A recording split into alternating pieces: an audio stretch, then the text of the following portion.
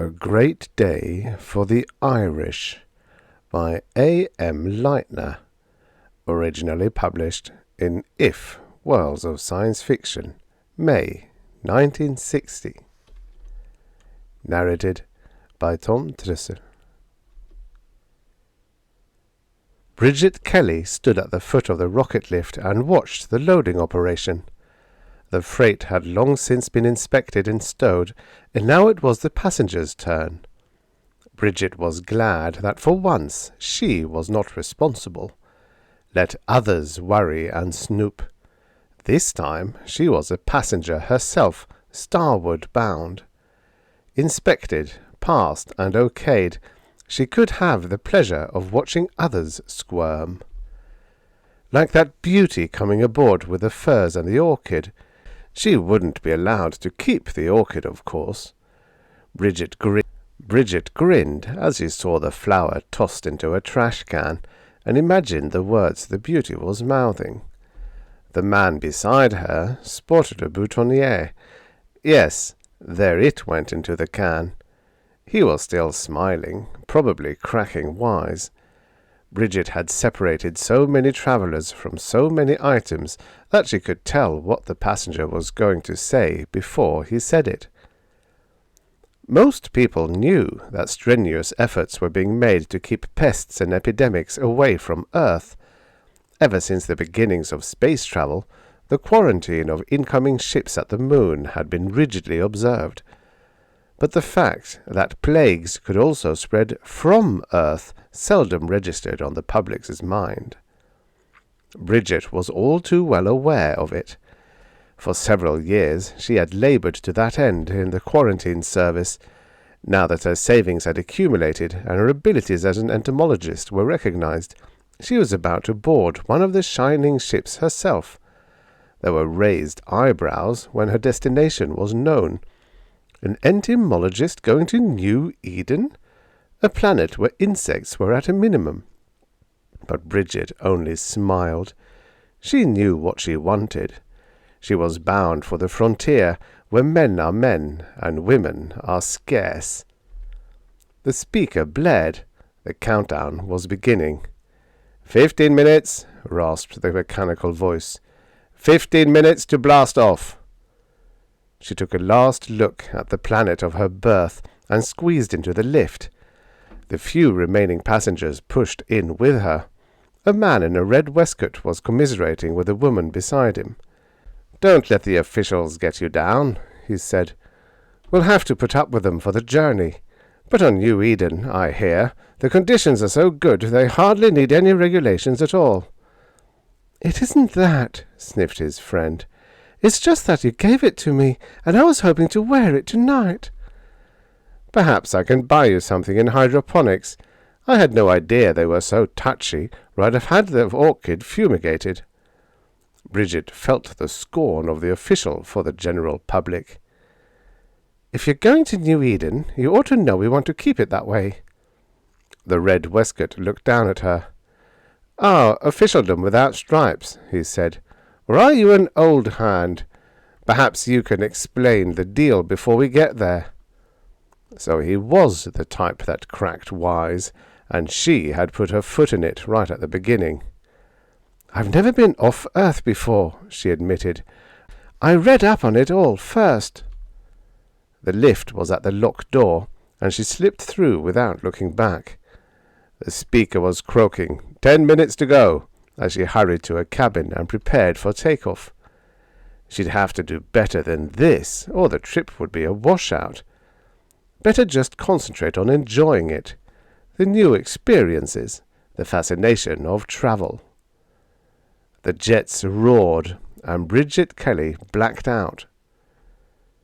Several hours later, she had recovered enough to spruce up, take the prescribed dose of Covitron against space sickness, and make her way to the lounge. She found the table setting with her name on it, and had hardly sat down before a familiar voice began at her ear. "Sure, and if it isn't Bridget Kelly, and it's a long time I've been waiting for herself." She looked up into the same laughing eyes, only this time they were above an emerald green waistcoat. Still determined that New Eden shall not be polluted by snakes? Oh, excuse me, that was St. Patrick. You're worried about bugs." She laughed in spite of herself, and glanced at the place card next to hers. "Mr. Patch Maguire," it read. "I didn't mean to sound stuffy," she said.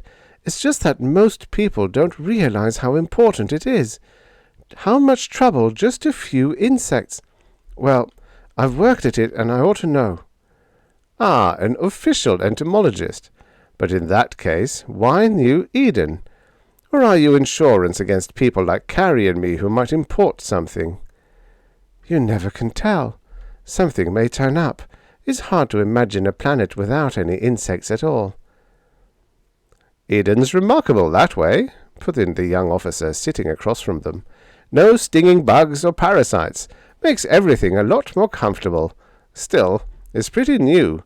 Only a small part developed so far." "So we've insurance against the unknown in Bridget Kelly." "And what might you be insurers against, Mr. Maguire?" she countered. The officer stared. "Don't you folks know each other? Mr. Maguire's a grower of fancy plants. Sort of goes together. Plants and insects." He laughed. "Well, it looks like the rest of our table won't show up for this meal." "What happened to the lady without the orchid? She was with you, wasn't she?" Bridget asked. "Carrie," said Patch Maguire, "is one of those unfortunates on whom Coverton does not work. She won't be with anyone for the duration. I was just hoping our whole table was not similarly afflicted."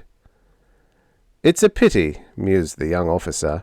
"So many people make the flight across space only once. If they did it more often, they might get accustomed." "Don't you take Coverton?" Bridget asked, beginning to wonder how soon she should repeat the dose. Some people said it made you sleepy, and she certainly didn't want that with things just getting started. And Patch Maguire. Patch Maguire. Suddenly a window opened in her mind.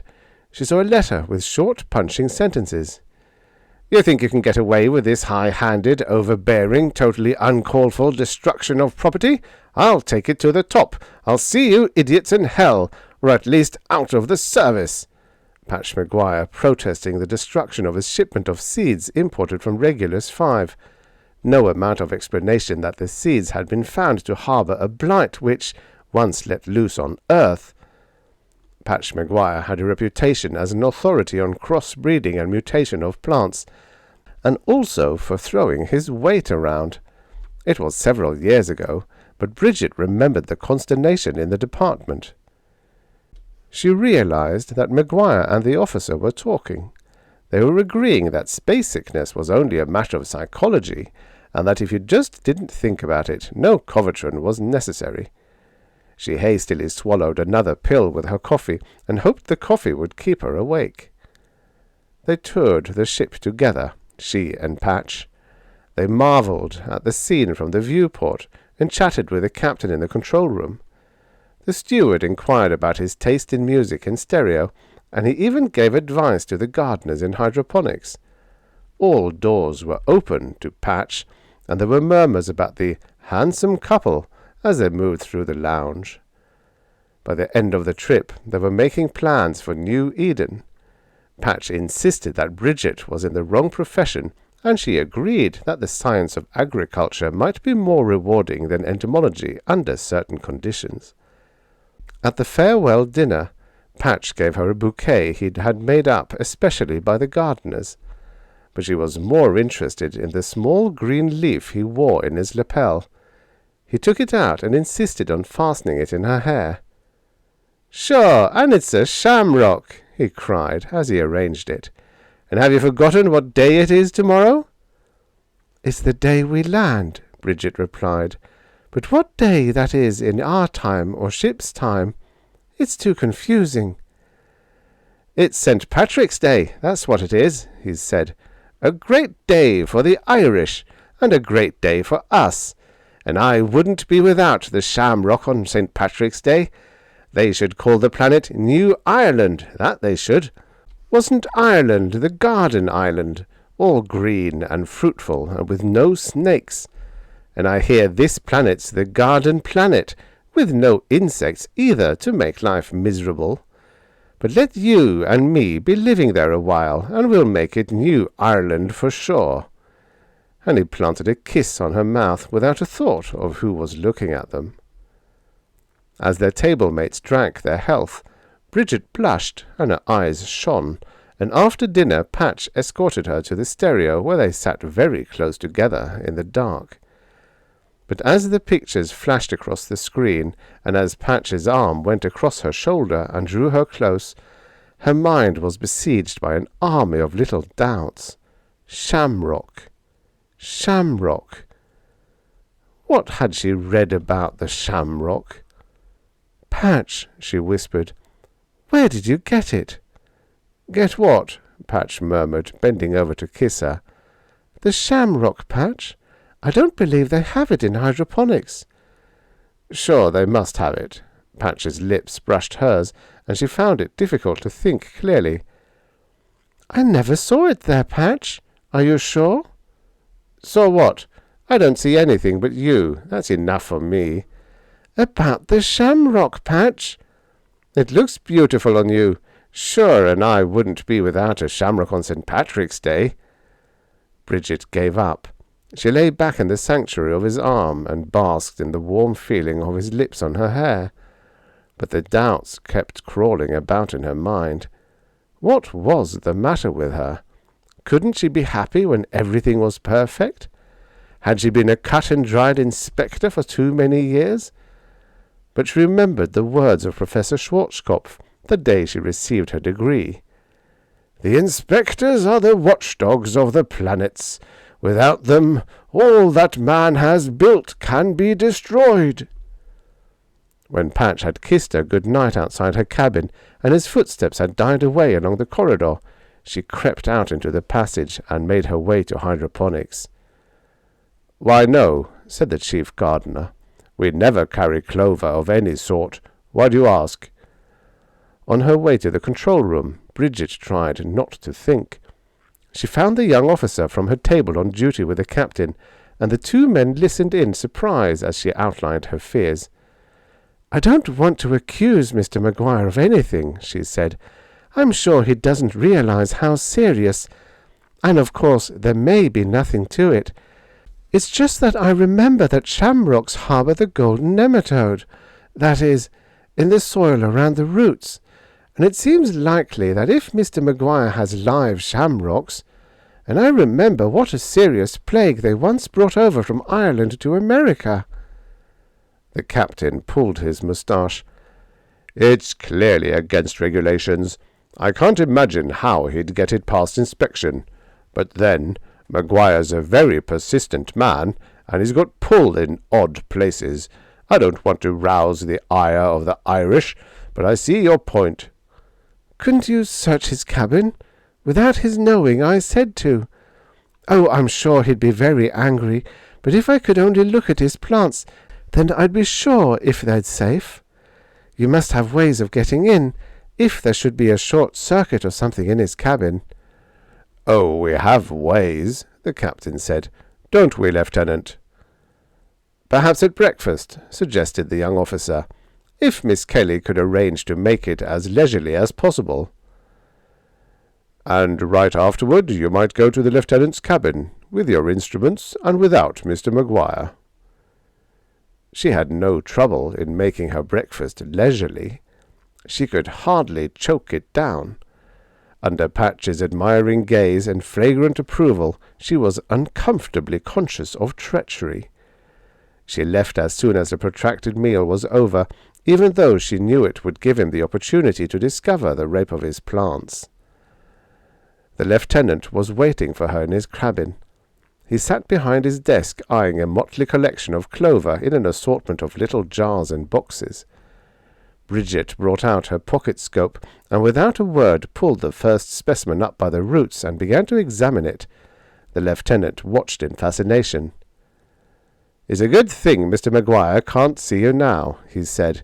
"He'd take an entirely different tone from the one I've been hearing lately." "I'm hoping he doesn't find out," she muttered. "What he doesn't know. Oh, "Oh, look here. A fine big cyst. Now, if they're all like this—" The lieutenant's face took on a look of respect. He came around from behind his desk and peered over her shoulder. "Found something already?" he asked. Bridget pushed the scope under his nose. "See that?" she said. "In the right-hand corner." "You mean that lump? Doesn't look very dangerous." "No, it doesn't. But it's a nematode cyst all right. That little brown lump, if turned loose in the soil. Give it a few years, and you'll have a real pest on your hands." "You don't say. We'd better get rid of it right away. Do you think there's any more?" "That's just what I'm going to find out." But before she could move to the desk for the other containers, there was a sound of scuffling outside. The door was flung violently open, and a rich Irish voice proclaimed in righteous anger, "So here you are, conspiring against me, both the culprits red-handed, and my shamrocks, my little plants, my babies. Thank heavens I got here in time." The lieutenant moved to intercept him. "I beg your pardon, sir, but these plants are in quarantine, and if you have any others we haven't found—" "You're no true daughter of Ireland, Bridget Kelly, and I'm fortunate to have found you out in time, false and faithless as you are." Now, cautioned the lieutenant, getting between Maguire and the desk. "She was only doing her duty. You should see the things she'd been showing me in her microscope. A menace to the whole planet." "Don't you believe a word of it," thundered Maguire. "These inspectors are full of fears and fancies, puffed up with their own importance, and I'll thank you to give me back my plants that you stole out of my cabin." "I'm afraid I can't do that," the lieutenant said. "Not until Miss Kelly has examined each one, and then only the ones that get a clean bill of health." And he began to collect the little pots and remove them as far as possible from Maguire's reach. "Well, come along then, Bridget. Give them the bill of health," Maguire ordered. "You'll do that for me, I'm sure. And I don't know what all the fuss is about either, all over a few little plants, and shamrocks at that." "The few little plants have a few little cysts all through their roots," said Bridget, whose temper was wearing thin. "I've only looked at one so far, but as nice an infestation of the golden nematode I've seldom seen. It's got to go down the incinerator." "The incinerator?" screamed Maguire. "Woman, my shamrocks, all the way from Ireland!" "If you hadn't spent your whole life circumventing regulations and pulling wires, this wouldn't have happened. Why didn't you get them treated and certified before coming aboard?" "Because there wasn't time, that's why," Pat shouted. "They only came from Ireland as I was leaving for the ship. If it hadn't been for a snooping, snivelling worrywart, all about a worm that you can't even see." "You can see the results right enough." Bridget's voice was rising to match his. "Did you ever hear of the Long Island potato? The best on the East Coast they were. The golden nematode ruined Long Island for potatoes. That's what the shamrock did for America. That's a sneaking, treacherous worm for you." "And who would want to grow potatoes on Long Island, built up into a city as it is?" "They're going to want to grow potatoes on New Eden, and I'm here to see they can." "If that's all that's worrying you, I'll breed you a nematode-resistant potato. And now I'll thank you to let me take my shamrocks and make an end to this disgraceful scene." But when he looked around, he found the lieutenant had quietly removed himself with the plants, and the door to the cabin was crowded with interested passengers. "So you think you've put one over on me," Pat shouted. "It's a good thing I found out in time how I was being deceived by a pair of eyes and a mouth that says one thing and means another." "And I suppose you're the soul of honour, with no thought of responsibility to your fellow man. You've had your way all your life, and it's lucky I found that out too, before... But he was gone, elbowing his way through the crowd, and the onlookers drifted away, embarrassed at the sight of the stormy girl who shouted hysterically after him. Bridget slammed the door and collapsed into a chair. "I'm sorry for the noise," she apologized when the officer returned. "I'd better finish checking the plants before it's time to land." "Never mind the plants," the lieutenant told her. "I've put them where he won't find them in a hurry. As a matter of fact, we aren't going to land. We're in orbit now, and they're to send a rocket shuttle. They aren't worried about what we're bringing in this time, it's what we might take out. There's a howling plague on New Eden after all. Several of our passengers have changed their minds about landing." "A plague?" said Bridget stupidly. It was hard to concentrate on anything more deadly than the golden nematode. "Oh, nothing you or I could catch. Something to do with agriculture and the plants. Which reminds me, I've a batch of telegrams for you. The authorities are delighted to learn we've a registered entomologist aboard. Very few of them have come this way." By the time Bridget had read the sheaf of papers, she had made the transition from the world of shipboard romance to her accustomed world of science and order. There was work to be done. Her talents were needed in a dozen places at once. She left orders for the confiscated clovers to be destroyed and went to her cabin to pack. She was on the first shuttle to leave the ship.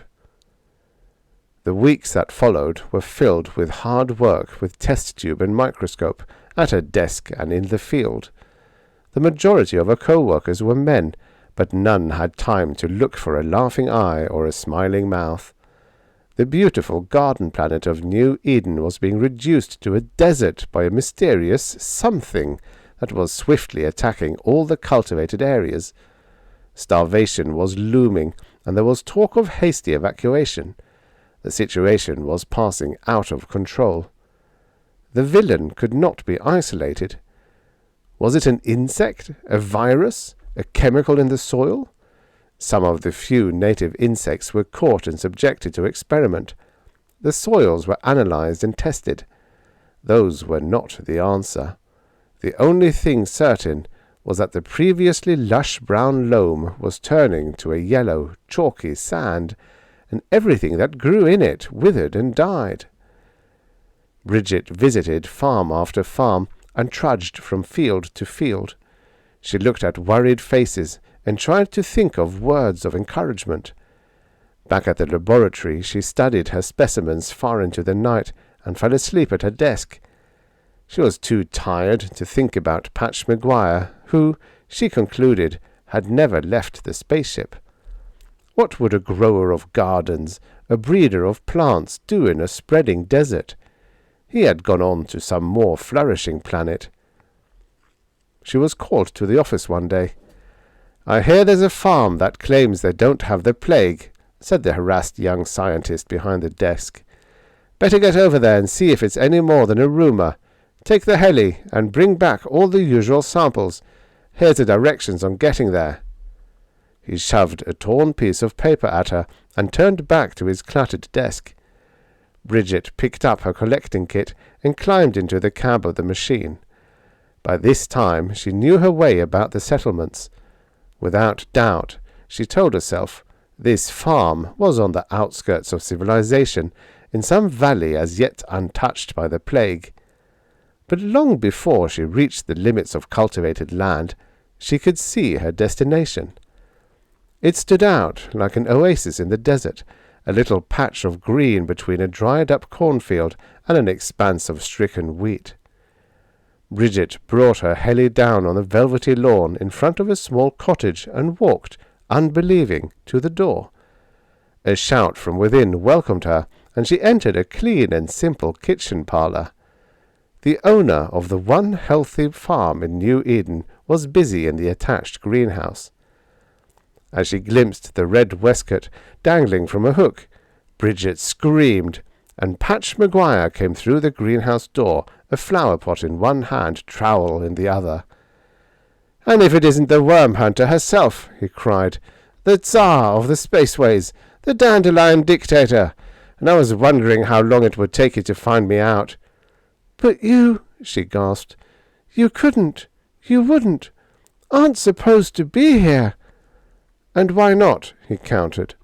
"I'm not like Carrie. She'd rather go on too sick to eat in space than face starvation on this planet.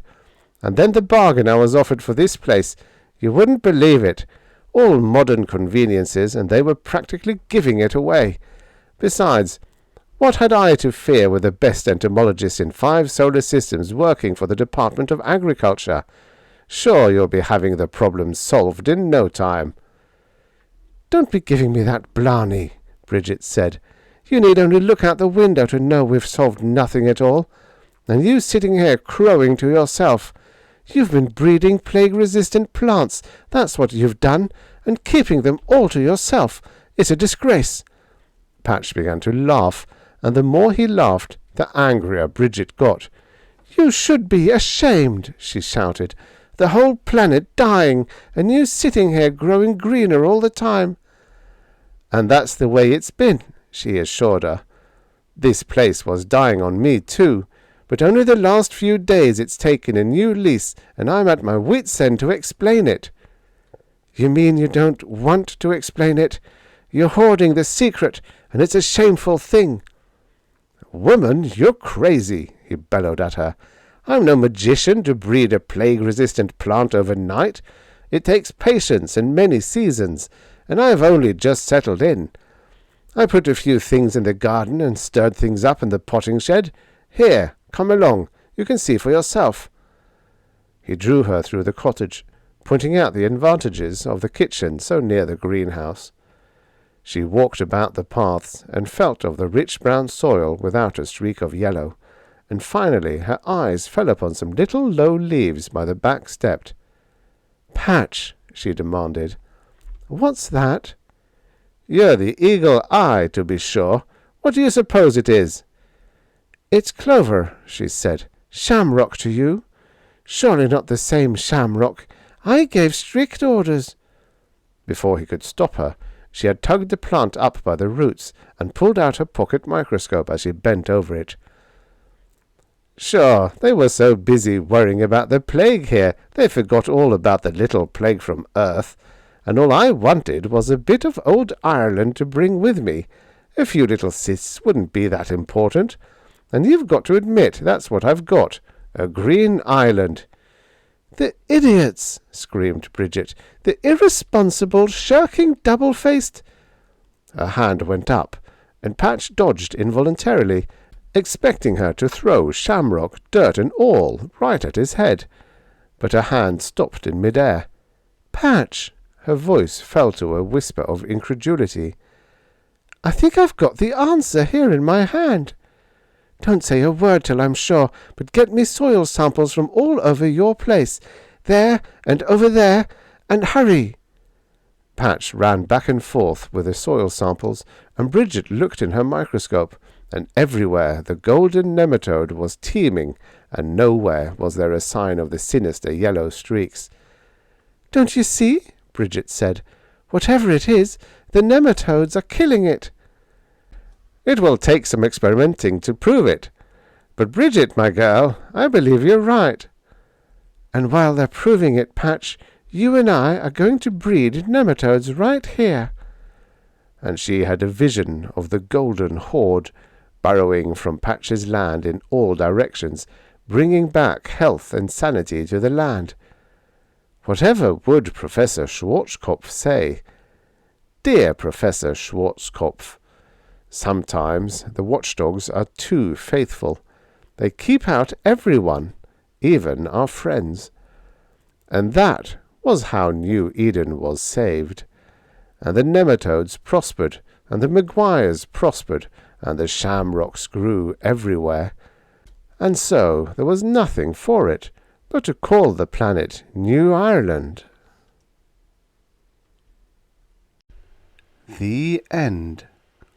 Subscribe for your daily stories of futures past. There are lots and lots and lots of stories just waiting for you.